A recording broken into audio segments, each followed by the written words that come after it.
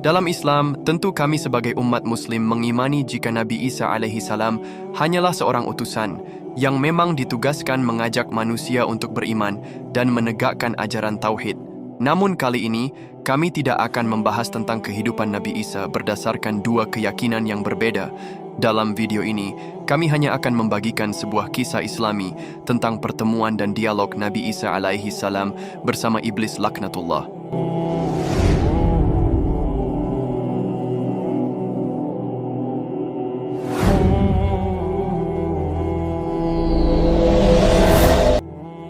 Assalamualaikum warahmatullahi wabarakatuh.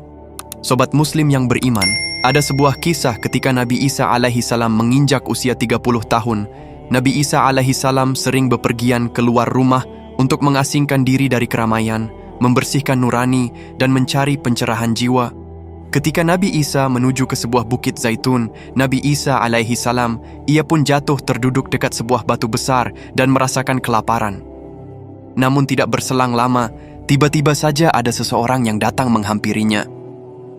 Karena mengetahui ketika Nabi Isa saat itu sedang kelaparan, lalu orang itu pun merubah batu besar itu menjadikannya sebuah roti. Lalu kemudian orang itu berkata, "Aku mampu menjadikan batu besar itu menjadi roti, niscaya kamu tidak akan kelaparan." Kata orang yang datang itu yang tak lain adalah iblis laknatullah yang berubah wujud. "Aku tidak akan pernah meminta pertolongan kepadamu, karena kebesaran Tuhan hanya ada pada Allah," kata Nabi Isa alaihi salam. Iblis itu pun lalu kemudian pergi, setelah tidak berhasil membujuk Nabi Isa alaihi salam. Setelah kepergian iblis itu, Nabi Isa mengucapkan syukur kepada Allah subhanahu wa ta'ala karena telah diteguhkan imannya, sehingga Nabi Isa tidak terperdaya oleh bujuk rayuan iblis laknatullah. Tidak lama kemudian, malaikat Jibril mendatangi Nabi Isa alaihi salam untuk menyampaikan tugas kenabian dan kerasulannya. Namun iblis tidak hanya berhenti di situ saja. Suatu saat iblis membawa Nabi Isa ke atas Baitullah di Yerusalem. Setibanya di atas Baitullah di Yerusalem, lalu kemudian iblis berkata kepada Nabi Isa alaihi salam, "Wahai kekasih Allah, jika engkau ingin dakwahmu mudah dan diterima orang-orang, maka mintalah engkau kepada Tuhanmu untuk dijatuhkan dari tempat tinggi, maka Allah akan mengutus malaikat untuk melindungimu dari cedera," kata iblis. Namun Nabi Isa alaihi salam memahami jika ini hanyalah sebuah tipu daya dari iblis, maka Nabi Isa pun kembali tidak menuruti permintaannya. Nabi Isa alaihi salam berkata, "Wahai laknatullah, aku tahu jika engkau sedang membujukku. Banyak orang yang hanya senang melihat mukjizatku, tetapi hanya sedikit yang akan beriman kepada Tuhanku," kata Nabi Isa alaihi salam. Maka iblis pun gagal kedua kalinya dan kembali meninggalkan Nabi Isa alaihi salam. Dan di riwayat lain juga diceritakan, ketika Nabi Isa berada di pintu Baitul Maqdis di Palestina, ia kembali bertemu dengan iblis laknatullah yang kebetulan juga berada di tempat itu. Lalu kemudian Nabi Isa alaihi salam kembali berdialog dengan iblis dan memintanya agar menceritakan tentang niat buruknya terhadap seluruh umat manusia. Nabi Isa alaihi salam berkata, "Wahai makhluk terlaknat, ceritakanlah kepadaku, apa yang telah kamu perbuat terhadap umat Musa?"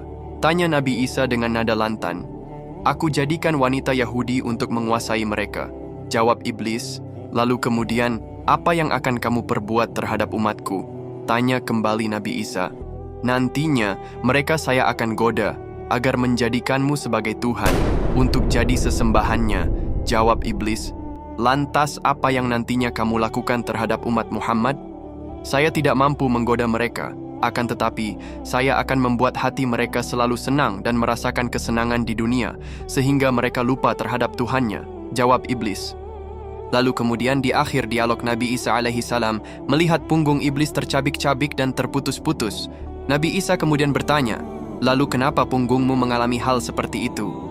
"Adapun sesuatu yang dapat membuat punggungku terputus adalah seorang hamba yang salat sunnah di rumahnya, baik sendiri ataupun dengan berjamaah. Dan yang membuat badanku hancur adalah ketika mendengar suara kuda perang di jalan Allah," jawab iblis. Mendengar perkataan iblis yang akan menggoda umatnya agar menjadikan dirinya sebagai Tuhan, Nabi Isa alaihi salam pun dengan tegas menyatakan bahwa dirinya bukanlah Tuhan yang untuk disembah. Beliau menjelaskan bahwa dirinya hanyalah seorang utusan, dan beliau menegaskan bahwa dirinya juga menyembah Allah Subhanahu wa Ta'ala, Tuhan yang Maha Pencipta. Baik sobat Muslim yang beriman, itulah sedikit sebuah kisah pertemuan Nabi Isa alaihi salam bersama iblis laknatullah, yang mana kisah ini kami rampung dari berbagai sumber terpercaya. Dan semoga video ini dapat menambah wawasan dan pengetahuan kita tentang sejarah maupun kisah kehidupan para nabi dan rasul. Assalamualaikum warahmatullahi wabarakatuh.